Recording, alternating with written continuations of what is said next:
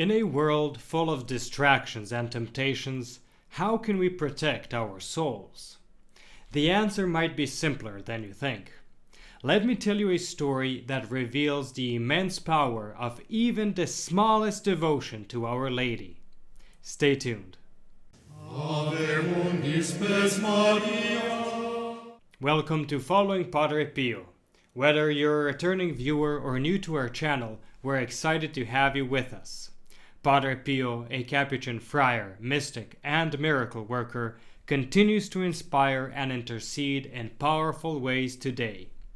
Join us as we share new videos and shorts 5 days a week, diving into the extraordinary life and miracles of this beloved saint. Discover how Padre Pio's legacy can touch your life and the lives of your loved ones. Subscribe now and let's embark on this spiritual journey together. And now to today's story. As we reach the end of October, the month dedicated to the Most Holy Rosary, I thought it would be fitting to close with a story about a young man who was saved from hell through his devotion to Our Lady. Though the story I'm about to share comes from Saint Alphonsus Liguori's book, The Glories of Mary, Padre Pio himself often spoke about the power of the Rosary and Our Lady's intercession. But before we dive into today's story, let me first tell you about a beautiful devotion known as the 3 Hail Marys Pledge. This devotion was revealed by Our Lady to Saint Mathilde in the 13th century, with the promise of a good death for those who are faithful to it every day. The practice is simple. Each morning or evening, recite 3 Hail Marys in honor of Our Lady's 3 great privileges, and conclude with this short invocation: O my Mother, preserve me this day or night from mortal sin. Our Lady explained each Hail Mary as follows. The first Hail Mary will be in honor of God the Father, whose omnipotence raised my soul so high above every other creature that after God I have the greatest power in heaven and on earth. In the hour of your death I will use that power of God the Father to keep any hostile power far from you. The second Hail Mary will be said in honor of the Son of God, who communicated his inscrutable wisdom to me. In the hour of your death I will fill your soul with the light of that wisdom, so that all the darkness of ignorance and error will be dispelled. The third Hail Mary will be in honor of God the Holy Ghost, who filled my soul with the sweetness of his love and tenderness and mercy. In your last hour I will then change the bitterness of death into divine sweetness and delight. Now that you know about this beautiful pledge, let me share a story that shows how Mary, even through the smallest devotions, can save souls from the fires of hell. Listen to this. In 1604, in a city in Flanders, today's northern Belgium, there lived 2 young students who, instead of dedicating themselves to their studies, indulged in a life of vice. One night they went to the house of a woman of ill fame. After some time, one of the students, named Richard, decided to leave and head back home, while the other stayed behind. When Richard arrived home, he was getting ready for bed when he remembered that he had not recited his usual Hail Marys that day. Though he was exhausted and half asleep, he forced himself and said them quickly, without much devotion, before finally going to bed.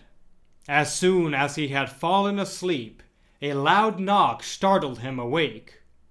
Before Richard could get to the door, his companion appeared before him. But his appearance was now terrifying. His face was twisted and ghastly. Shocked, Richard asked, "Who are you?" "Do you not know me?" the other replied. "But what has so changed you? You seem like a demon," Richard exclaimed. "Alas," the figure responded, "I am damned." Richard asked, "How can this be?" His companion explained, "When I left that infamous house, a devil attacked me and strangled me. My body now lies in the middle of the street, and my soul is in hell. The same fate would have been yours, but the Blessed Virgin saved you on account of the few Hail Marys you prayed in her honor. Take heed of this warning. The Mother of God sends it to you through me." Then, opening his cloak, the figure revealed his body engulfed in flames and serpents, before disappearing completely. Overcome with emotion, Richard burst into tears and threw himself on the ground, thanking Mary for saving him. As he lay there, thinking about changing his life, he heard the matin bells ringing from a nearby Franciscan monastery. "It is there," he exclaimed, "that God calls me to do penance." Immediately, Richard went to the monastery and begged the friars to take him in. At first they hesitated because they knew how sinful his life had been, but after hearing his story and seeing his genuine tears, two of the fathers went into the street and found the body of his companion just as Richard had described, strangled and blackened like coal. Richard was accepted into the monastery, and from that moment he led an exemplary life. He went on to preach the faith in India and later in Japan, where he was martyred for Jesus Christ, burned alive for his faith. End of story. In conclusion, if 3 simple Hail Marys each day can bring such protection and grace, imagine what a daily 5 decades of the Most Holy Rosary can do. As Our Lady requested at Fatima, let us commit to praying the Rosary every day.